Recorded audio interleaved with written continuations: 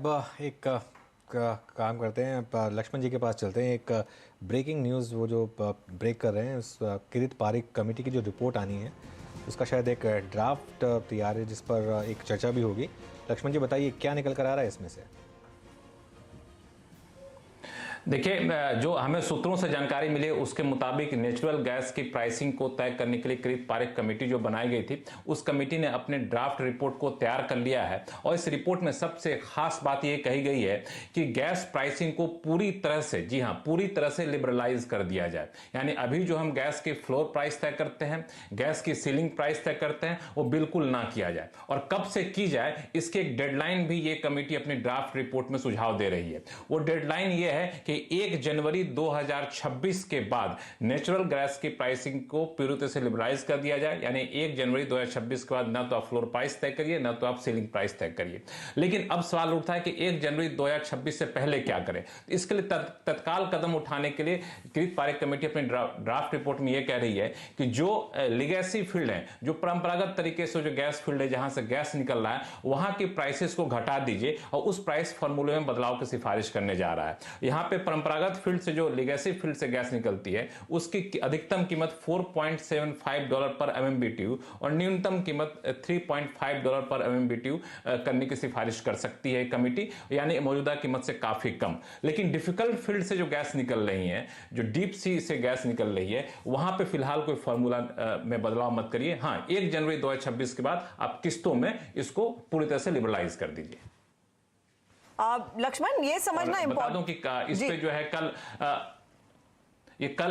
एक महत्वपूर्ण बैठक है किरित पारिक कमेटी के ड्राफ्ट रिपोर्ट को मंजूरी देने के लिए सभी सदस्यों की, और कल बैठक में सदस्यों ने मंजूरी दे दी तो ये रिपोर्ट सौंप दी जाएगी सरकार को। सरकार फिर कैबिनेट से मंजूरी लेकर के इसे लागू कर सकती है। जी बताएं। लक्ष्मण, मैं ये समझना चाह रही हूँ इसका इम्पैक्ट सीधे तौर पर किन किन सेक्टर्स पर आएगा। नॉर्मली ये जो डाउनस्ट्रीम कंपनियां हैं, अपस्ट्रीम कंपनियों को के कॉन्टेक्स्ट में हम देखते हैं तो ONGC, Reliance are the usual suspects जहां से जो गैस निकालने के काम में है। लेकिन दूसरे कौन से क्षेत्रों पर और कंपनियों पर इसका ध्यान बटेगा? और किरित पारिक उनके पर्सपेक्टिव से आई एम श्योर पढ़ रहे थे इस मामले को।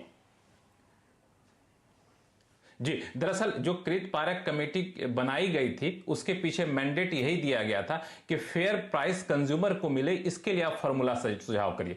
तो जो आपने कंपनियों के नाम के वो प्रोड्यूसर हैं, लेकिन कंज्यूमर को फेयर प्राइस मिले, ये कोशिश किरित पारिक कमेटी अपनी रिपोर्ट में कर रही है। और इसमें बता दूं कि अभी जो है, जो तत्काल कदम उठाया जाएगा या फिर लॉन्ग टर्म में जो लिबरलाइज किए जाएंगे, इससे गैस खरीदार जो है उनको काफी फायदा होने की संभावना जताई जा रही है इस रिपोर्ट में। तत्काल कदम, जैसा कि मैंने कहा कि जो लीगेसी फील्ड से गैस निकलते हैं उसकी कीमतों को कम करने की सिफारिश की गई है। अब इस फील्ड से गैस खरीदार कौन है? तो सबसे ज्यादा जो बड़ा खरीदार है वो आपको फर्टिलाइजर सेक्टर है पूरे गैस का, और ये नेचुरल गैस का 33% फर्टिलाइजर सेक्टर खरीदता है।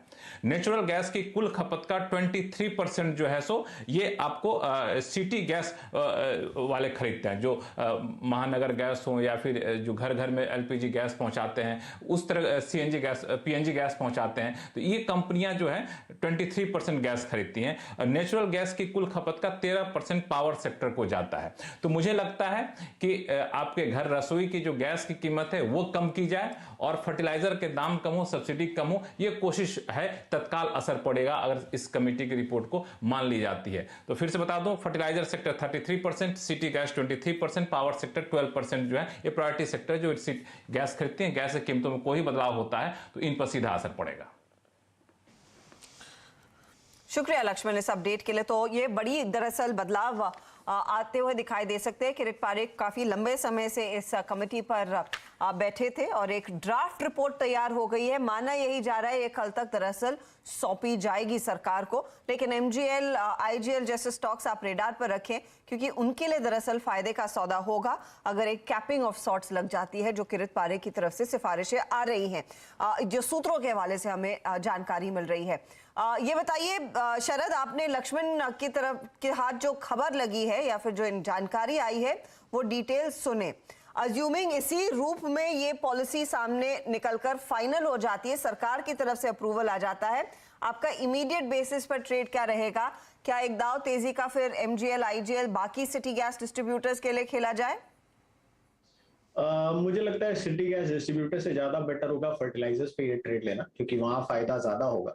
और जो डिस्ट्रीब्यूटर्स हैं वो जनरली रेंटल मोड पे ही काम करेंगे, तो उनको इतना डायरेक्ट फायदा होगा नहीं डिफरेंस का। वो प्राइसिंग का मेथोडोलॉजी एकदम क्लियर है कि आपको क्या डिफरेंस अर्न करना है। बट फर्टिलाइजर का रॉ मटेरियल इनपुट प्राइस में काफी कंट्रोल रहेगा, तो बीच बीच में जिस टाइप की वोलेटिलिटी अभी हमने देखी है फ्यूचर में वो नहीं दिखेगी। और दूसरा बड़ा बेनिफिशियल रिलायंस रहना चाहिए, क्योंकि रिलायंस के फील्ड यूजुअली डिफिकल्ट वाले कैटेगरी में ही पकड़े जाएंगे। ओएनजीसी ऑयल में मुझे लगता है दोनों लगभग इवेंट्स एक दूसरे को बराबर कर देंगे, क्योंकि लीगेसी ऑयल फील्ड ज्यादा है ओएनजीसी के पास, बट कुछ ऑफशोर यूनिट्स भी हैं जहां से मेजर प्रोडक्शन आती है। तो शायद दोनों बेनिफिट्स एक दूसरे को काउंटर बैलेंस कर देंगे। बट क्लियर बेनिफिशियरी के हिसाब से मुझे लगता है फर्टिलाइजर स्टॉक्स, और रिलायंस तो ऑब्वियसली आज दिख ही रहा है मूवमेंट। ओके, चलिए एक सुबह सुबह आज एक अपोलो टायर्स डिस्कस हुआ था।